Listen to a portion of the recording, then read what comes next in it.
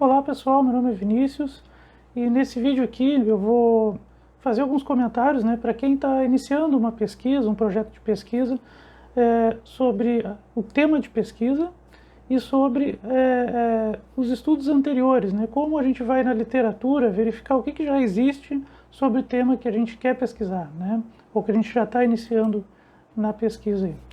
Bom, em primeiro lugar, a pesquisa científica ela é feita, na grande maioria das vezes, em alguma dessas instituições que estão aqui na tela, universidades, institutos federais de educação, ciência e tecnologia, sociedades, associações científicas, institutos de estudos avançados, centros de pesquisa, Então, ao procurar nessas instituições, por que eu gosto de frisar isso? Porque existem outros tipos de instituições, que fazem estudos, que fazem, enfim, grupos de estudo, às vezes, tudo mais.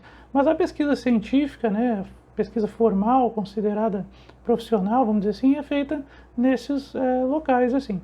Então, ao iniciar estudos em algum desses locais, estudos de seja especialização, mestrado ou doutorado, a gente precisa, então, iniciar em algum tema de pesquisa. Eu não vou falar em escolha, porque às vezes pode ser uma escolha realmente, ou parte da definição, vamos dizer assim, do tema da pesquisa pode ser escolhida, mas às vezes é um tema que já existe na instituição, já é estudado, e muitas vezes a gente tem pouca possibilidade de escolher o tema, Então, eu vou colocar aqui algumas coisas a se levar em conta na definição do tema. Então, bom, cheguei num instituto de pesquisa, cheguei numa universidade, no Instituto Federal de Educação, Ciência e Tecnologia, para iniciar mestrado, doutorado, especialização, ou estou fazendo TCC de graduação, trabalho de conclusão de curso de graduação, e quero saber qual vai ser o meu tema de pesquisa. Coisas a se levar em consideração, tanto orientadores quanto estudantes, experiências anteriores de estudo, quer dizer, a própria formação mesmo, inicial, na área que foi. Então, por exemplo, estou iniciando um mestrado, a graduação foi em que área? Muitas vezes a gente muda de área ou vai para uma área próxima, mas que não é exatamente ligada à formação inicial da graduação, Então, experiências de estudo, ou até coisas que a gente não fez na graduação. Então, por exemplo, idiomas, outras habilidades, outras atividades, enfim, Então, experiência de estudo, linha de pesquisa do orientador, então, a gente não pode esquecer disso. Então, o trabalho de pesquisa é um diálogo entre todo mundo que faz pesquisa. Então, é interessante observar assim, a formação inicial do estudante que vai fazer pesquisa, mas ela tem que dialogar de alguma maneira com a linha de pesquisa do orientador.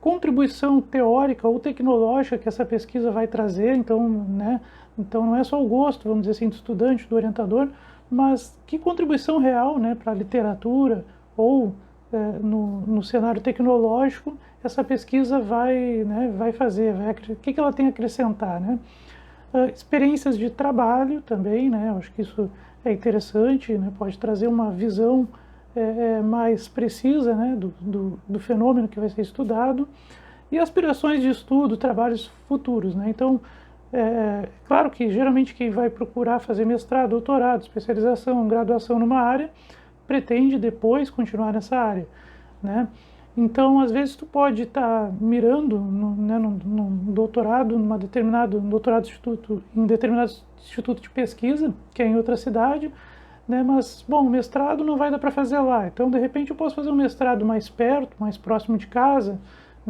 mas já querendo ir para lá. Então, eu posso também ter essas aspirações de estudo, trabalho, e isso influenciar na pesquisa que eu vou fazer agora, Ou então, depois eu quero trabalhar, quero fazer concurso em determinada área, para determinado órgão, público e tal, e é interessante para mim desenvolver uma pesquisa naquela área. Então, essas aspirações futuras também são interessantes aí para se pensar. São fatores a se pensar, Um, provavelmente, ou dois desses vão acabar contando mais na hora de definir o tema, mas são coisas a se levar em consideração. Bom, eu falei aqui sobre ver o que tem na literatura, ver as contribuições que a pesquisa vai trazer para o que já se sabe sobre o tema.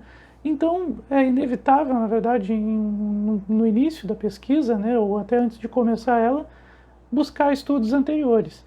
E para isso, para a gente organizar, né, porque às vezes tem muito artigo, muita produção sobre o tema. Então, para organizar, é interessante a gente fazer fichamento, né, de estudos anteriores. Eu vou explicar o que é o fichamento aqui, basicamente. Então, no início, a gente faz uma busca em bases de dados, né? Então, por exemplo, o Google Acadêmico, as teses e dissertações da CAPES. Então, tem as bases de dados, são os locais onde a gente vai buscar, né? São buscadores, na verdade, de trabalho científico, científicos.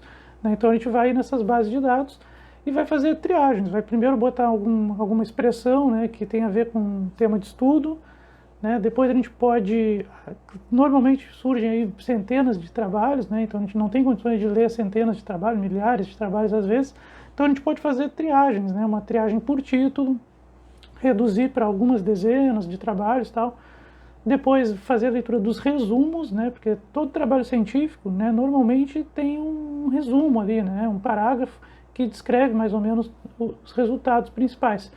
E aí a gente pode fazer uma leitura por resumos, mais uma triagem, e depois ler os trabalhos e definir, assim, sei lá, uns 10, 8 mais ou menos, que a gente vai fazer ou mais, esse número varia muito, tá? Então pode ser poucos trabalhos, né, 4, 5, até mais de 20 às vezes, né, para a gente fazer uma leitura completa e um fichamento, né? Fichamento seria uma escrita dos resultados principais daquele trabalho com as próprias palavras, né? Ou seja, parafrasear, né, sintetizar, né, os resultados daquele texto, né, científico que está sendo lido ali. Leitura de autores teóricos que se dedicam ao tema, né, isso é interessante também, e as próprias indicações do grupo de pesquisa, né, do orientador, da orientadora, né, sobre aquele tema que está sendo estudado, que a gente está iniciando aí, né, no caso, na pesquisa. Aqui tem um exemplo bem simples de fichamento, tá, pessoal? Só para a gente olhar aqui a estrutura, né? Pode ser um parágrafo, pode ser 2, 3 parágrafos, né? Isso não tem uma regra, né, bem assim, né, que o pessoal segue, mas o importante é sintetizar informações, né? Então aqui tem um fichamento bem simples de um trabalho, né, aí, né, e esses fichamentos depois eles vão poder ser aproveitados aí para o trabalho científico que está sendo desenvolvido. Por isso que é muito importante a gente parafrasear mesmo, a gente não trazer trechos do trabalho, né, não copiar trechos do trabalho, frases e colocar aqui, né, ou simplesmente trazer o resumo para cá. É interessante a gente escrever com as próprias palavras para não correr o risco depois de autoplágio, né? Então isso é bem importante, assim. Então esse aqui é um exemplo de fichamento, é pegar um arquivo, né, e basicamente colocar ali a síntese dos resultados e já anotar a referência também, né, desse trabalho, para a gente não se perder depois e não precisar estar correndo atrás de trabalhos depois que a gente não se lembra mais, né, onde é que buscou e tudo mais. Então é interessante já escrever um parágrafo, ou 2, 3 se quiser, né, não tem uma regra muito certa assim para isso, citar, né, o trabalho e botar já a referência ali, que isso facilita muito depois na hora de passar isso para o texto científico, né. Então era isso, né, até a próxima.